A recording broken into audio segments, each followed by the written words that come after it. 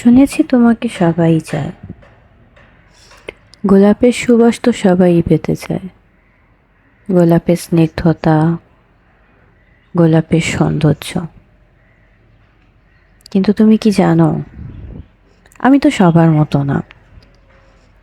আমি আবার তোমাকে ভিন্নভাবে পেতে চাই। সবাই যেভাবে চায় আমি তো সেভাবে চাই না। গোলাপের সুবাস যখন শেষ হয়ে যায়, গোলাপের সৌন্দর্যটা যখন শেষ হয়ে যায়, গোলাপ যখন সুবাস দেওয়া বন্ধ করে দেয়, সৌন্দর্য যখন মোড়ে পাপড়িগুলো দেখা দেয়, তখন সেটা অনেকে অপ্রয়োজন হিসাবে ফেলে দেয়, কারণ সেটা তখন আর তার প্রয়োজন না। আর আমি চাই গোলাপটা যখন শুকিয়ে যাবে, পাপড়িগুলো যখন শুকিয়ে মরমর হয়ে যাবে, গোলাপ যখন সুবাস দেওয়া ছেড়ে দিবে, তখন ডায়েরির কোনো এক পাতার সাথে জীবনের পাতাটা জড়িয়ে যত্ন করে রেখে দিব। ঠিক এভাবে আমি তোমাকে চাই। বৃদ্ধ বয়সে তোমার লাঠির বদলে আমি তোমার পথ চলার সাথী হব। বারান্দায় বসে জ্যোৎস্না দেখব,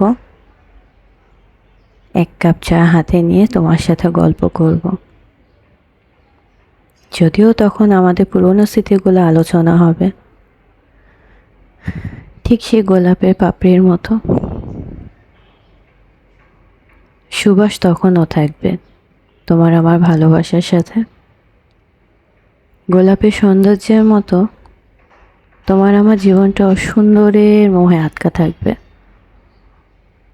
জানো, আমি ভিন্নভাবে তোমাকে চাই, ভীষণ করে চাই, খুব করে চাই, ঠিক তোমার সে ভিন্ন স্বপ্নের মতো।